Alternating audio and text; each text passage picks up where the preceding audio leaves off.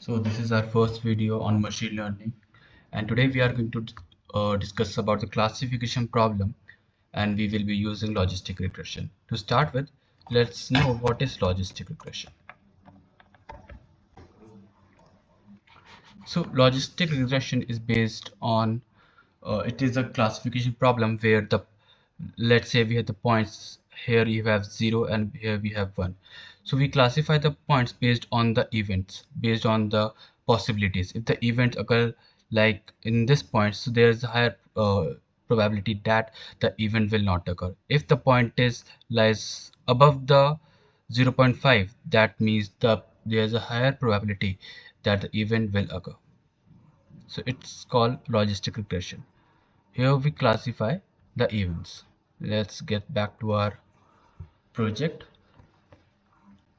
So to give you a quick introduction, this I am using Google Colab, and here you can change the name of the project. Let's say I'm going to project 1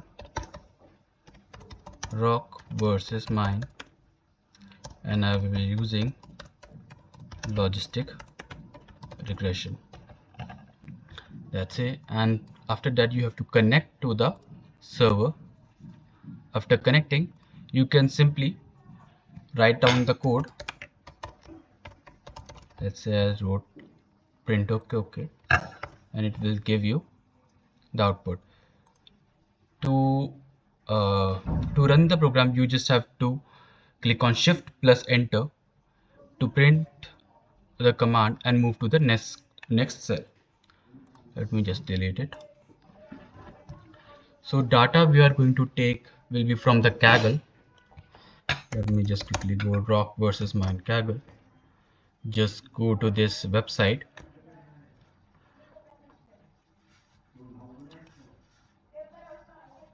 Here we will see that we have this data set. It has 208 rows with 61 columns from 0 to 59, and resultant is on column number 60. R means rock and M means mines. So let's understand the data, what it says. It has 60 numerical values ranging from 0 to 1, representing the energy with specific frequency band. Okay, so M means mine and R means rock. So as the labeling is increasing order of the angle, they do not encode the angle directly. Okay, got that.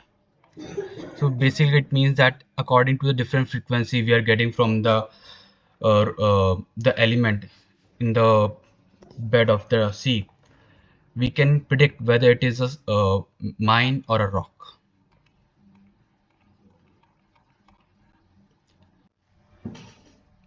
So you can download the data file from this link. Just download it. Downloaded. Let me see what it says. So here we have all the 61 rows. Nice. Let's go to our project. In the project, click on this icon, that is file options. Go to upload and upload the file. So as you can see, there's a warning. If you restart the session, the file will automatically be deleted. So what you can do, you can connect to the drive and put the file into the drive. So whenever you rerun the project or when the session terminates, you can. So let's get started. So I have the file in the files folder, solar, named as solar all data.csv. Let's go. Let me change the name. Let's make it solar data. That's great. Okay, now we will start importing the file, importing all the libraries. To make it more presentable, you can write text. Let's say importing libraries. So whenever you came back to analyze your code, you can easily figure it out. Okay, so first we will import numpy as np, import pandas as pd, and then we will learn from sklearn dot model selection, train test logistic. Yes, we all know, we all okay. So what is numpy? So numpy is a python library. We can use numpy to make arrays. So difference between the normal arrays and numpy arrays is that it is more efficient, it is more faster than the normal arrays, and you can do various operations than a normal array. The next one is the pandas. So it is used to load data into tables. The third one is the train test split. So we can use train test split to split the data in 80-20 format, or you can say 70-30 format. So as we know, if we have the 100 records, we use 80% of the data to train the model and 20% of the data to test the model. And the fourth one is the logistic regression that we will use to train the model. And the last one is the accuracy score. So accuracy score is used to find the how accurate our model is. Just shift plus enter, wait, so it executed. So then we will load the data set into pandas data frame. So let's make it sonar data is equals to pd dot read csv, and then file path. So it is sonar data dot csv.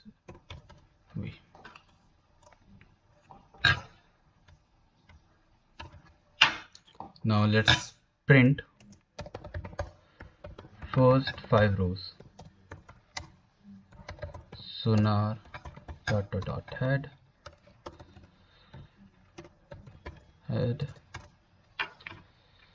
so it will print the first 5 rows, as you can see here.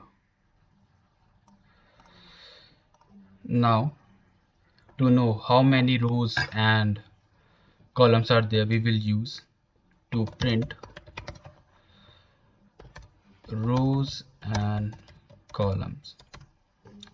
We will use sonar data dot shape. That's correct. So we have 207 rows and 61 columns. Next one is to define. Let's to know about statistical measures. To print statistical measures, we will use sonar data.describe. That's correct. So here you can see we have total of 207 and none of the values missing. If the value is missing, there could be 200 values, 205 values, and anything. So all the values are there, none of the values are missing. That's great. So we have the mean. So mean of the first column is 0.29, mean of second column is 0.03, and so on. So here we have the minimum, what is the minimum value and what is the maximum value. So let me explain what does the 25% meaning, 50%, 75% meaning. So the 25% of the value are less than this 0.01330, and 50% of the values are less than 0.022. Same goes with the 75%. So it means this. Now let's print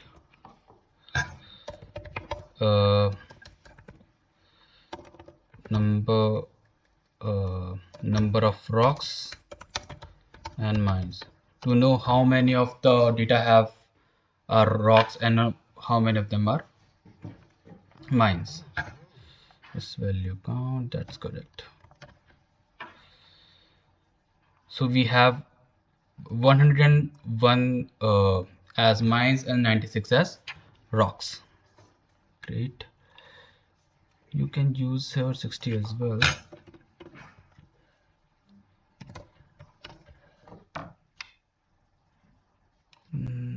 No, okay, so we will have to use R. Okay.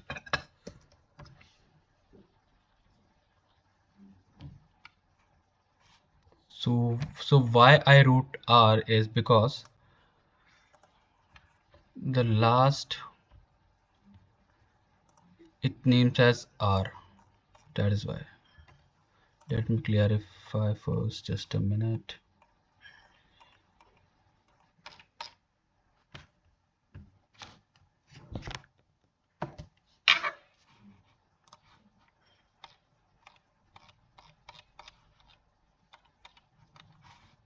Let me go to this one.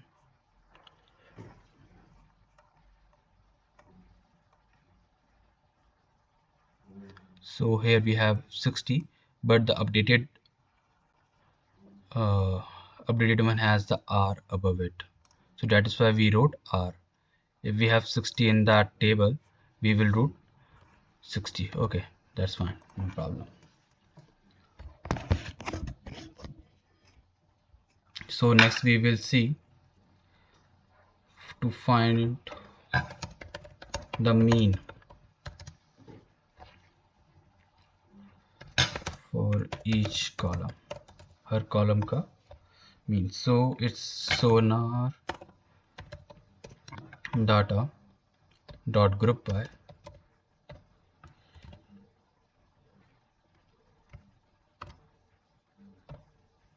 all the 60 values dot mean.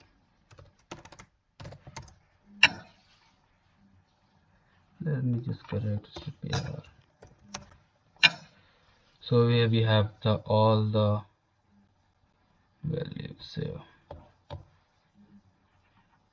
So it has first column has mean this, second has mean this. Great. So here we are printing all the mean, that all all the records that have mine as output have the mean this, all the output that has the mean rock has the mean. So we can clearly see a great difference in all the columns. So here we can easily classify between them. So now we will separate the data and the labels. So data is all the, this is all the data. Let me tell you, this is the data from first column to 60th column. We have the data, and label means the target value, that means the output. So we will separate them. So it's x is equals to sonar or drop. Yeah, so here what we are doing is we are dropping the output column, that is the R, and putting, and after dropping it we are saving all the data to X, and the output is on the Y. Let me run it. Now let's print both of them to just to print. As you can see, we have first we printed X, so we have X here from 0 to 206 rows, and in Y we have all the target values R. That's good.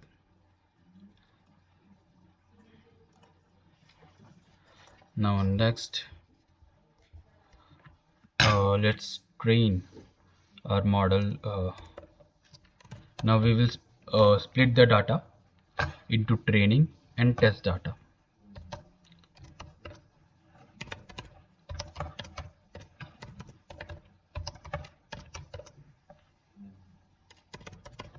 Yeah, so let me explain this now.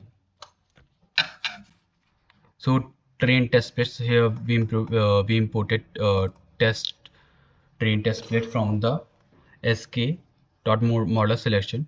It is used to split the data into the respective proportion. It takes 5 parameters. The first parameter is the x, that is all the data.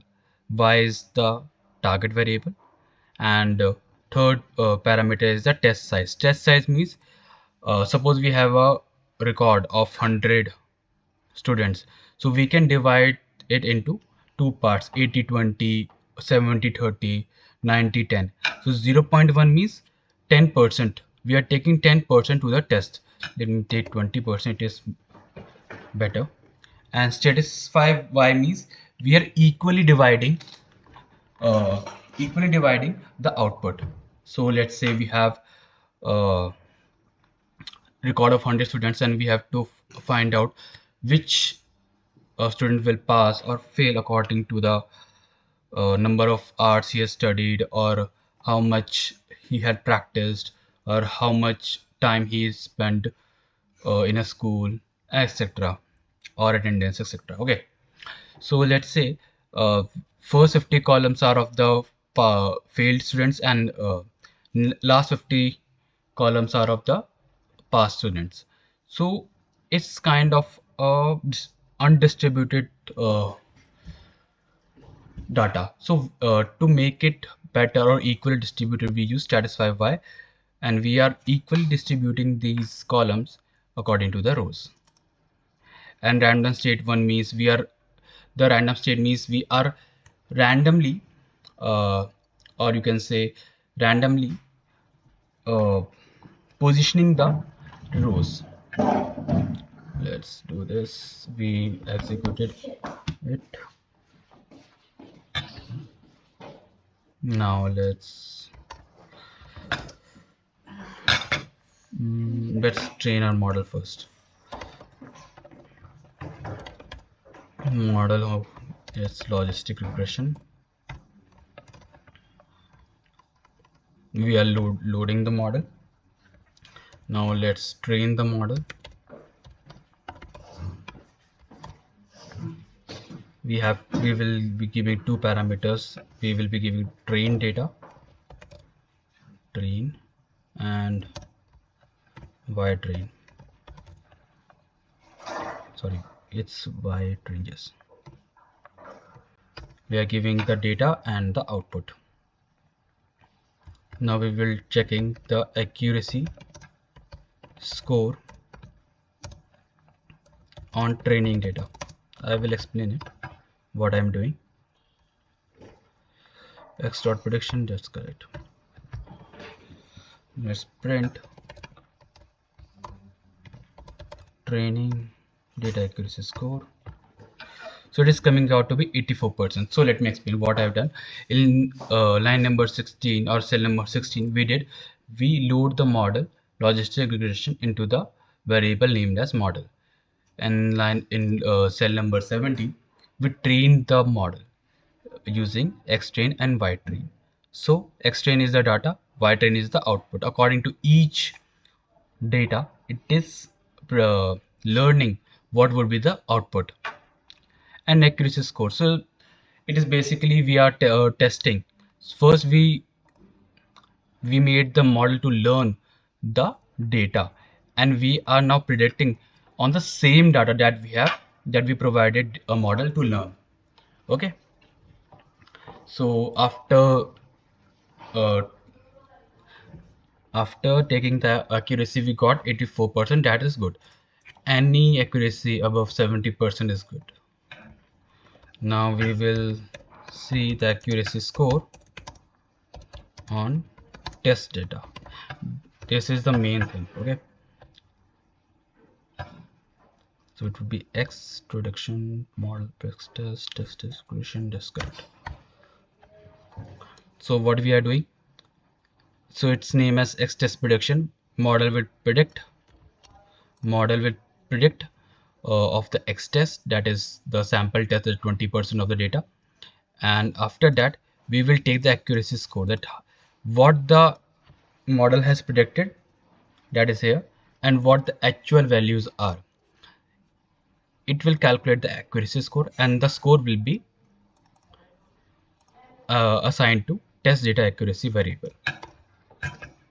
Let's print test data accuracy. So accuracy is coming out to be 66%. That is okay. That is okay. So it also depends on the data, how our data is. If the data is too varied, so it could be differentiated, but I think that is good. It is good score, 66. So we got 66% on the test variable. Now the main thing, how can we make a predictive system? Making predictive system. It means we give a random output to it and it will give us the output. So we can use as input data and input data. Let's say, let me just go there, the downloads, open with notepad. That's good. And let me take the first row.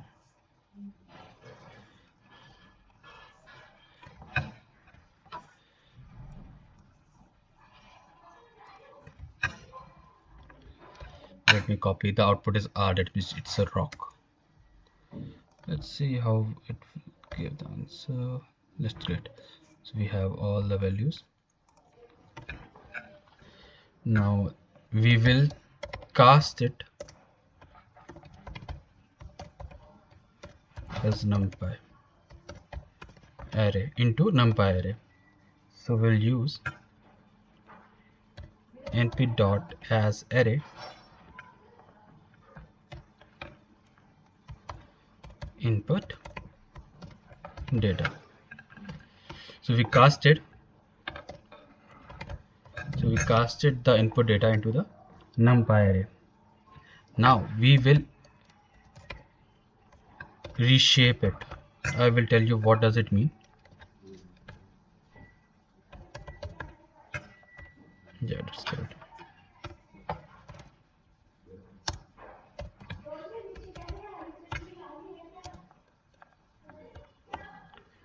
Now 0.